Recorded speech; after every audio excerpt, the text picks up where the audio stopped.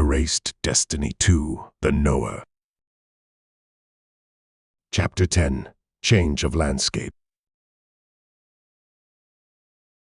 On Arto's back, Etien left the apartment and headed for the castle, the least safe of all possible routes, according to Cyril. She had barely risen above the rooftops when she cast a shadow wanderer. She kept low enough that the Dracs circling above the city would not hear her. In the palace, Etien could pass through walls, but not in Tyrdam.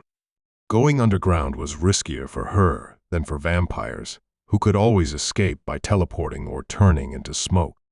Finally, physical injuries affected them much less than her.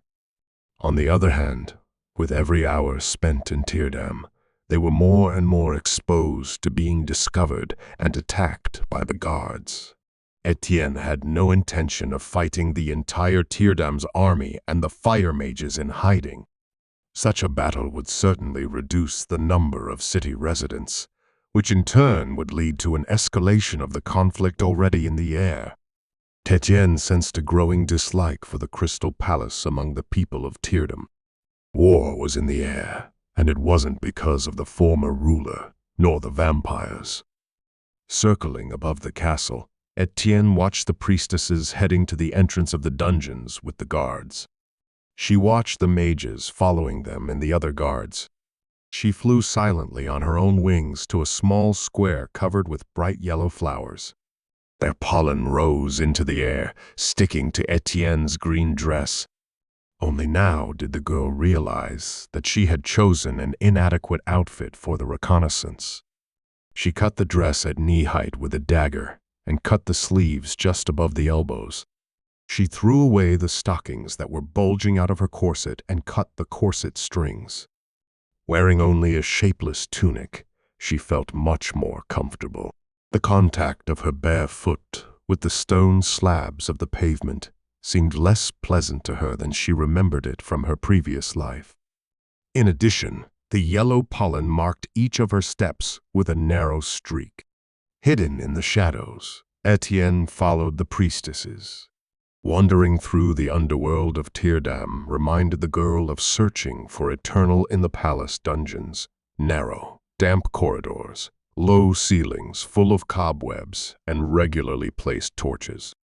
Only the guards had definitely increased in number. Deprived of almost all her old skills, Etien stuck to the wall and watched the groups passing by. The more people lit up the underground with torches, and the more priestesses looked out for the undead, the harder it became for the girl to find a safe part of the darkness. She dreamed of a cave of icy blast or a fiery tornado, something that would reduce the far too large population of those who kept order. We've run into an anti-teleportation barrier. It doesn't look good. Etien looked at the room the vampires had come out of in Uzumaat's memories and teleported there. She only had time to whisper 2 words before the sending away ritual took shape. Breath of death. The fire mage knocked the priestess down before she could send Sonja away.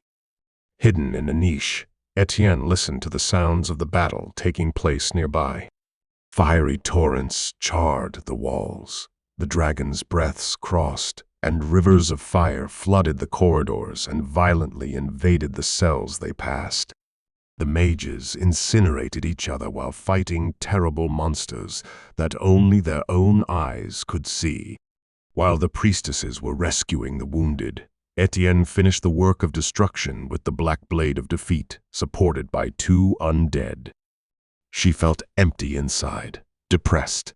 The ball of light she had been trying to summon did not appear over her hand. She had used up her power with a single spell. She sat down on the floor and counted her heartbeats. The tunnels were silent, completely silent, oppressive silent. It was so quiet that Etien thought she could hear spiders walking on the ceiling. Don't you think that you overdid it this time? As usual. Did you bring any potions to regenerate my strength? No, energy drain. Her spell, powered by Uzumaat, turned the bodies of the fallen into a pile of dust. The priestesses are preparing to counterattack. They'll be here soon. What's the plan? We're leaving. Only after a while did Etien remember the barrier. She looked around the room in search of symbols that kept the disturbing creation working. The light that flashed in the corridor made Etien draw a portal to the land of the dead with her sight. Only there, no one could reach her. The vampires jumped into the purple surface before it shattered into thousands of sparkling pieces. They had abandoned Etien to the hostile army. The woman stood there motionless for a moment. They had abandoned her. Why? Why did she have to face the consequences of other people's mistakes all alone again? A fairly fit body, that was all that remained of what had once been the most powerful being. Etien retreated to the corridor that had led her to the dungeon. The bolts, which pierced every corner of the room where the battle had just raged, did not worry her much. An old-fashioned hourglass with an even older silver chain appeared in her hand. Etien stared at the familiar object as if she didn't recognize it. She didn't cast a life-sucking spell. She didn't have enough power for a light spell, let alone such an advanced one. Mom, can you hear me? I'm in Tyrdam. I can hear you. Is anything wrong? Did you get hurt? What about the vampires? What happened to them? I can't reach Sonja. They're safe. I'll see you soon. With the hourglass clutched in her hand, Etien set off on her return journey to the surface. The bodies she passed turned to ash, even though she hadn't touched them. Energy, drop by drop, crumb by crumb, returned to her body. Enough to silence her footsteps, to hide in the darkness. The sounds of an argument and a chase reverberated throughout the dungeons. The priestesses tried to impose their authority on the guards, while the mages were preventively flooding the corridors with fire. Only a few spells reached the former ruler's whereabouts, and the girl easily dodged the occasional tongues of fire. In her previous life, she had had to escape from hot manifestations so many times that now she didn't even think about it. She instinctively fit between the orange threads. Mom, do you need any help? Send the teleportation amulet. The one in the shape of a heart. I've used up my power, and it's a bit far on foot. Golden eyes scanned the forking paths as she walked. Etien had not met anyone alive until she reached the gate. The closer she got to the exit, the more screams and shouts she heard. Behind the door through which she had entered the dungeon, a large group of enemies were ready to attack.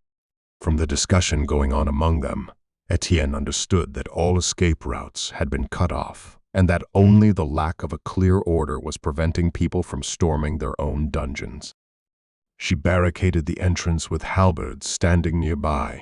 She consoled herself that it was always a few extra minutes to regenerate her strength. She wished Fidelis, Nathan, or at least Sonja were with her. Someone who was born in darkness and made a way of life out of agility. Someone who could climb a vertical, almost smooth wall or jump over a wide chasm in a place where magic did not work. The ordered item appeared in Etienne's hands. Judging by the long lead time, Zuzu was not entirely sure what kind of amulet it was. The heart sold by Gabriel. One of the few souvenirs left in the former ruler's bag after her deceased friend. After breaking the amulet, Etien transported it to one of the Tyrdam squares, close enough to the apartment for Etien to sense Omi's presence. She headed towards the girl. Etien entered the apartment through the window. She closed her wings on the way in and pierced the glass pane with her bare foot. Before she hit the wall of the room, she replaced the glass with a magical imitation. Mom! Pull me under the crystal. This is no way to fight. Etien got up from the carpet. Ignoring the presence of the three men, Etien threw off her dirty and torn dress. They all looked at the ceiling as if on cue when Zuzu conjured a water bubble. I can't. It's impossible. With no other choice, Etien took the largest crystal of power she could find from her bag. A blue fragment of magic rock, capable of storing quite a lot of magical energy. She swallowed the stone, as she didn't have enough time to absorb the energy in a normal way. Only when she was in a well-lit room did she notice the purple stripes on her hands and forearms. One spell damaged her so. Couldn't Marigold's body stand such low energy flow? Why did I have to choose the most powerless of all available bodies? If things carry on like this, Marigold will soon be asking for me to be removed from her body. I have sent the vampires to the land of the dead. I will get them out as soon as I get rid of the tail. I have brought you a new robe. It is made from the same material as… Great, thanks. I need to go. We'll talk later. She put on a black cutout dress similar to her favorite outfit for nighttime reconnaissance. She smiled and traced the symbol of the binding curse on her palm. At least, she no longer had to worry about the availability of spells, as long as she managed carefully the energy stored in the swallowed stone. She tried not to think about having to take the whole bunch of remedies for stomach ulcers and removing the crystal from her body. She flew through the illusion, for a change with 2 swords in her hands and still barefoot. Before Zuzu could put a new window in the room, 2 explosions rang out and several dragons spiked onto the pavement. Zuzu drowned out the screams of the awakened citizens with a silent zone. She leaned her forehead against the wall and stared at the night sky, which was crisscrossed by flashes of light. Won't you help her? I can't. I shouldn't be here in the first place. Son, it's none of our business. We shouldn't get involved. Nathan looked at everyone else in turn. No one except him, and Topaz seemed willing to leave their hiding place. Not even Yi, usually so full of enthusiasm and sense of duty. What's wrong with you? She could die. For a cause that no longer concerns her. Someone who isn't part of it won't understand. If I didn't believe in Etien, I wouldn't let her go. And she feels responsible for all of us. She can't back out. She would be unhappy if I stopped her. The boy stood on the windowsill. He looked at Zuzu again. This is not how I imagined the Lady of the Crystal Palace. Nathan jumped down to the street. On foot, he chased after Etien, who was soaring through the air. Topaz ran after him, over the roofs of the surrounding houses. Umili leaned her back against the wall. She closed her eyes so that Zuzu wouldn't see the fear in them. Meanwhile, Cyril tried to put his thoughts into the most elegant, measured words to spare Jargon a stay in the palace dungeon. I apologize, Your Majesty. It's all right. He didn't say anything insulting. Before I ascended the throne, everything seemed simpler. Maybe I am overcomplicating things. Maybe there is nothing wrong with executing rebellious subjects. However, I don't think I'm capable of doing that. And Etien? What was she like?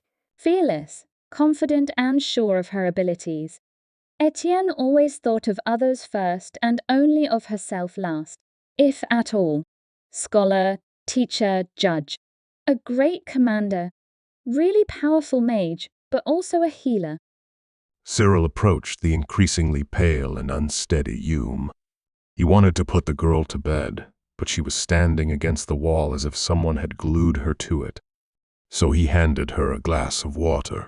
The man wondered if he had ever met Marigold, if such a person even existed. What about my dad? What about him? He made more mistakes than I originally thought.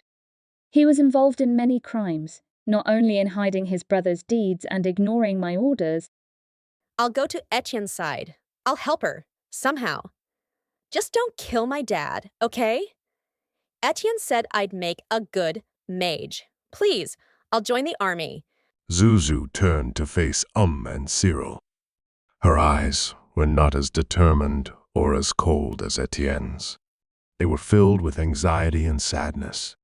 She felt uncomfortable at the thought of the situation in which Etien had put him.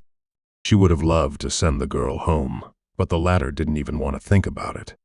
She was ready to die, just to avoid having a father on her conscience, just to avoid the suspicion that she had neglected something. Etien will only be harmed by your presence because instead of focusing on annihilating her enemies, Etien will try to protect you. I appreciate your help, and you will certainly not leave empty-handed. However, I cannot tolerate the persistent breaking of the law by my officials. Then, take my father's job, not his life. Confiscate our assets. Child, these are not matters you should concern yourself with. Besides, I appreciate Uriel's way of managing Sintra. I must weigh the merits against the misdeeds. And that takes time. Rest assured, nothing will be decided till the end of this mission.